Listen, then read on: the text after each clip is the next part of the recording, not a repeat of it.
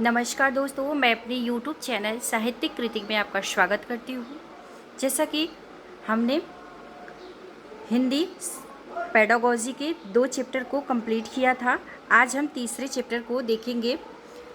Syllabus के according chapter wise हम लोग MCQs को देखेंगे।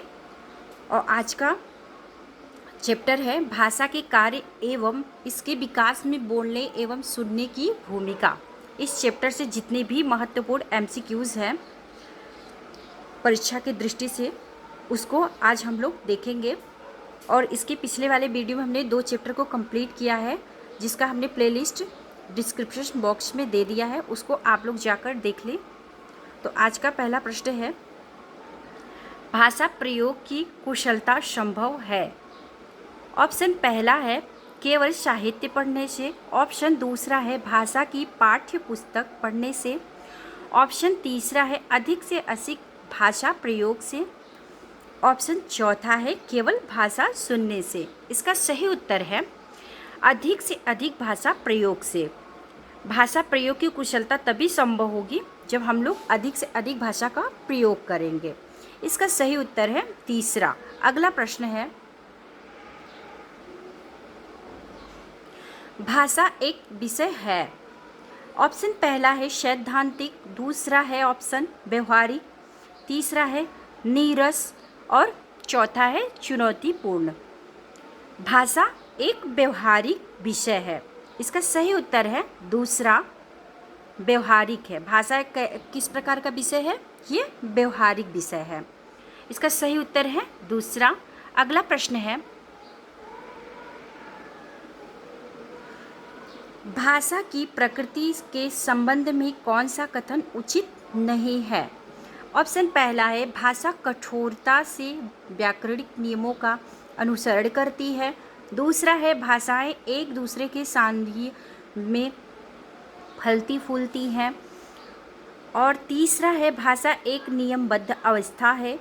चौथा है भाषा का जितना अधिक प्रयोग किया जाएगा उतना ही भाषा पर पकड़ मजबूत हो जाएगी। जैसा कि प्रश्न किया है, उचित नहीं है।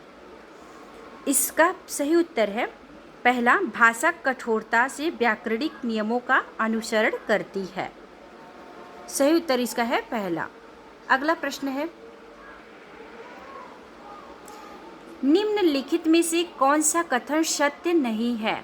ऑप्शन पहला है वाणी अस्थायी होती है और लिखित भाषा की तुलना में काफ़ी तेजी से बदलती रहती है। दूसरा ऑप्शन है भाषा और लिपि के बीच संबंध नहीं होता है।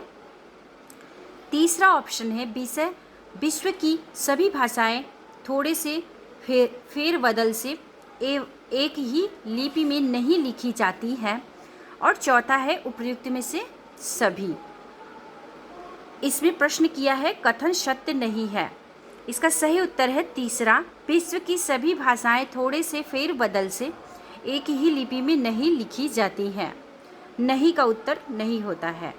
अगला प्रश्न है, सृजनात्मक का विकास करने में कौन सा सहायक नहीं है? ऑप्शन पहला है कविता पूरी करना। ऑप्शन दूसरा है चित्र पर आधारित मौखिक अथवा लिखित वर्णन।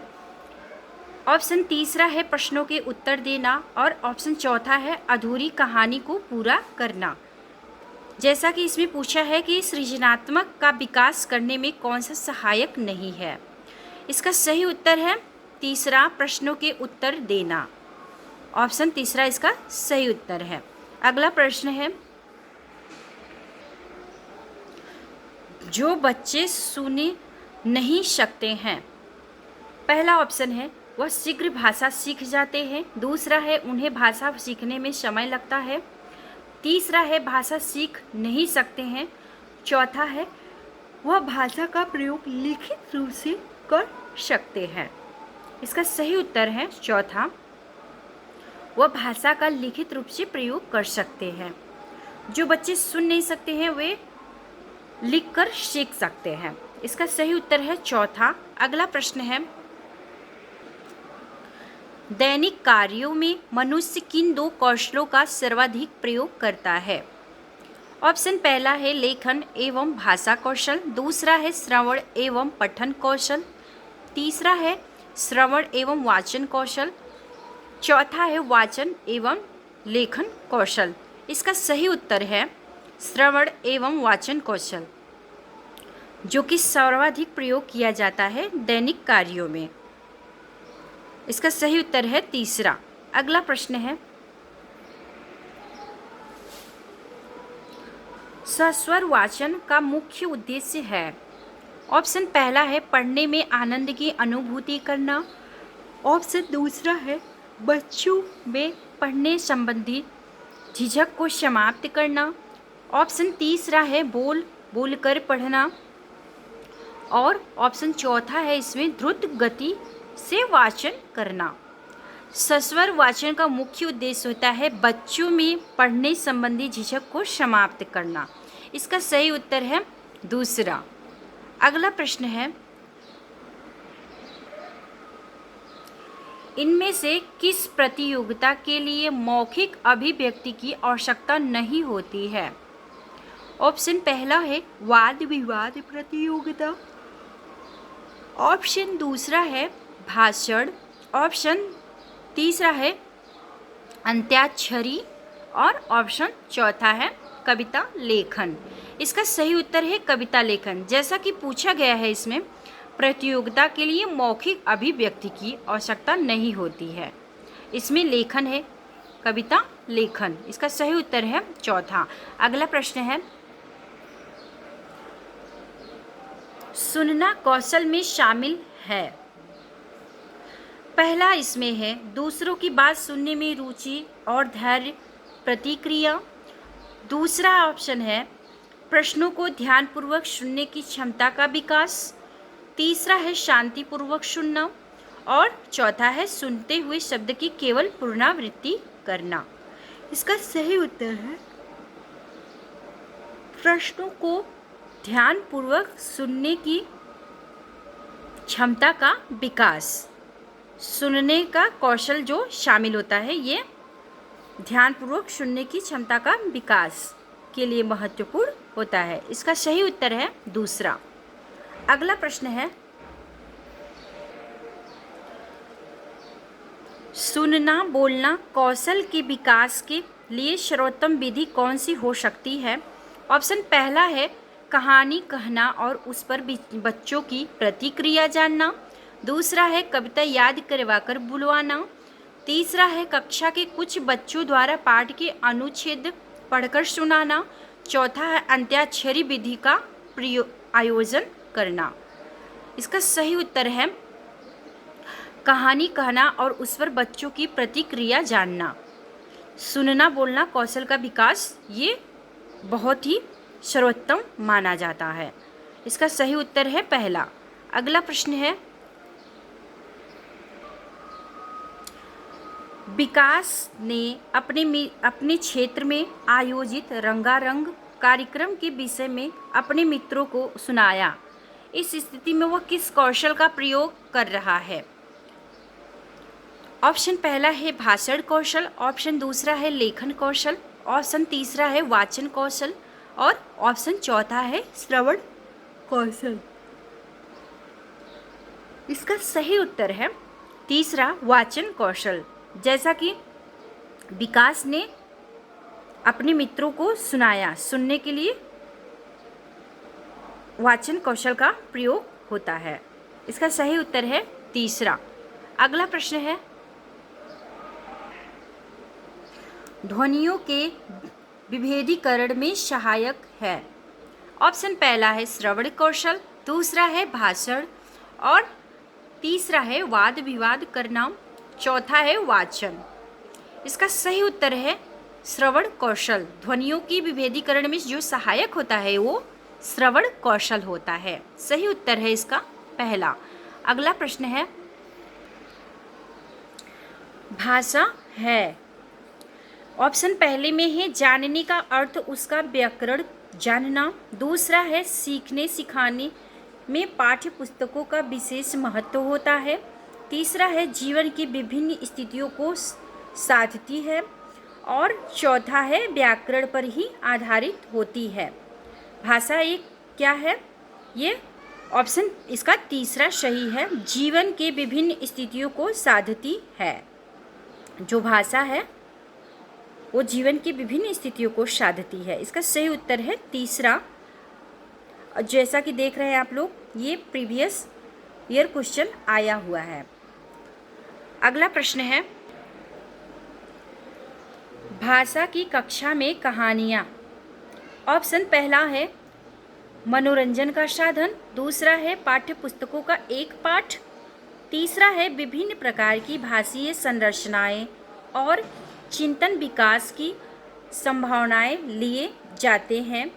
चौथा ऑप्शन इसमें है भाषा कौशल के विकास का एकमात्र साधन है। इसका सही उत्तर है तीसरा, विभिन्न प्रकार की भाषीय संरचनाओं चिंतन विकास की संभावनाएं के लिए होती हैं, जो भाषा की कक्षा होती है। इसका सही उत्तर है तीसरा। अगला प्रश्न है, उच्च प्राथमिक स्तर पर हिंदी भाषा विकास के लिए कौन सी गतिविधि उपयोगी नहीं हो सकती है। इसमें क्या पूछा है, उच्च प्राथमिक स्तर के लिए। ऑप्शन पहला है मुहावरे के अर्थ लिखकर वाक्य बनाना, दूसरा है सूचना डायरी लेखन विज्ञापन लेखन आदि का कार्य करवाना, तीसरा है पढ़ी गई कहानियों का समूह में नाट्य रूपांतरण, चौथा है विज्ञापनों पोस्टरों साइन बोर्ड और भाषा के अन्य उपयोगी का विश्लेषण करना। जैसा कि इसमें पूछा है कि गतिविधियां उपयोगी नहीं हो सकती हैं, तो इसका सही उत्तर है पहला, मुहावरे के अर्थ लिखकर वाक्य बनाना। इसका सही उत्तर है पहला। अगला प्रश्न है, उच्च प्राथमिक स्तर पर यह जरूरी है कि बच्चे, ऑप्शन पहला है इसमें भाषा के आकलन के लिए की जाने वाली सभी गतिविधियों में समान रूप से हिस्सा ले, दूसरा ऑप्शन है भाषा का अतिरिक्त अभ्यास करें और परियोजना कार्य में इंटरनेट का प्रयोग करें, ऑप्शन तीसरा है समाचार पत्र में छपी किसी खबर लेख या कही गई बात का निहितार्थ समझ सकें, ऑप्शन चौथा है अपने पाठ्य पुस्तक के सभी पाठकों का अभ्यास कर सकें। इसका सही उत्तर है तीसरा, समाचार पत्र में छपी किसी खबर लेख कही गई बात का निहितार्थ समझ लें। सही उत्तर है इसका तीसरा। अगला प्रश्न है, बच्चों का भाषीय विकास सर्वाधिक रूप से निर्भर करता है। ऑप्शन पहला है आकलन की औपचारिकता पर, दूसरा है संचार माध्यम पर, तीसरा है पाठ्य पुस्तक पर और चौथा है समृद्ध भाषा परिवेश पर। इसका सही उत्तर है चौथा, समृद्ध भाषा परिवेश पर। बच्चों का जो भाषी विकास सर्वाधिक होता है वो समृद्ध भाषा परिवेश पे होता है। इसका सही उत्तर है चौथा। अगला प्रश्न है, हमारे अनुभवों को आकार देने पर भाषा की महत्वपूर्ण भूमिका होती है। इसका शैक्षिक निहितार्थ यह है कि भाषा की कक्षा में, ऑप्शन पहले में है डायरी लेखन पर जोर दिए जाए ताकि लेखन परिपक्व बन सके, दूसरा है बच्चों में विविध संदर्भ में अनुभव करने विधि अनुभव से स्वयं को जोड़ने के अवसर दिए जाएं, तीसरा है सदैव अनुभव पर बातचीत की जाए और चौथा इसमें है अनुभव का लेखन कार्य बढ़ाया जाए। इसका सही उत्तर है दूसरा, बच्चों को विविध संदर्भ में अनुभव करने विविध अनुभवों से स्वयं को जोड़ने का अवसर दिया जाए। इसका सही उत्तर है दूसरा। अगला प्रश्न है, नाटक सिनेमा परिचर्चा वाद विवाद आदि बच्चों की स्वाभाविक एवं प्रतिक्रिया व्यक्त करने की क्षमता का विकास करने में मदद करते हैं। ऑप्शन पहले में है स्वतंत्र मौखिक लिखित, दूसरा है स्वतंत्र प्रभावी संस्कृत निष्ठ, तीसरा है मानक सहज प्रभावी और चौथा है मानक प्रभावी संस्कृत निष्ठ। इसका सही उत्तर है पहला, स्वतंत्र मौखिक लिखित। जैसा कि नाटक, सिनेमा, परिचर्चा, वाद विवाद आदि बच्चों की स्वतंत्र वे स्वाभाविक मौखिक एवं लिखित प्रतिक्रिया व्यक्त करने की क्षमता का विकास करने में मदद करता है। इसका सही उत्तर है पहला। अगला प्रश्न है, विभिन्न कार्य क्षेत्रों से जुड़ी प्रयुक्तियों से विद्यार्थियों को परिचित कराया जाना चाहिए। इस कथन में प्रयुक्त से तात्पर्य है। ऑप्शन पहला है विभिन्न भाषा उदाहरण, दूसरा है विशिष्ट भाषा प्रयोग, तीसरा है भाषा के नियम, चौथा है शब्दों की व्युत्पत्ति। इसका सही उत्तर है प्रयुक्त से तात्पर्य है विशिष्ट भाषा प्रयोग। इसका सही उत्तर है दूसरा। अगला प्रश्न है, हिंदी भाषा के शिक्षक के रूप में आपके लिए सबसे कम महत्वपूर्ण है। ऑप्शन पहला है भाषा प्रयोग की क्षमता का विकास, दूसरा है व्याकरणिक नियमों की जानकारी, तीसरा है भाषा कौशल का ज्ञान और चौथा है संवैधानिक मूल्यों की जानकारी। शिक्षक के रूप में सबसे कम महत्वपूर्ण होता है संवैधानिक मूल्यों की जानकारी। इसका सही उत्तर है चौथा। अगला प्रश्न है, पद्य, गद्य और नाटक हमारी संवेदना की धार प्रदान करने के साथ साथ हमारे जीवन के पहलुओं को समृद्ध करती हैं। ऑप्शन पहला है इसमें भाषिक सौंदर्यात्मक, दूसरा है भाषिक ज्ञानात्मक, तीसरा है सांस्कृतिक साहित्यिक और चौथा है सांस्कृतिक भौतिक। जैसा कि क्वेश्चन में पूछा गया है, पद्य, गद्य और नाटक हमारी संवेदना को धार प्रदान करने के साथ साथ हमारे जीवन के पहलुओं को समृद्ध करता है, तो ये है सांस्कृतिक एवं साहित्य। इसका सही उत्तर है तीसरा। ठीक है दोस्तों, फिर मिलते हैं हम नेक्स्ट वीडियो में। अभी तक वीडियो में बने रहने के लिए आप लोगों का बहुत बहुत धन्यवाद। फिर मिलते हैं हम नेक्स्ट चैप्टर को लेके।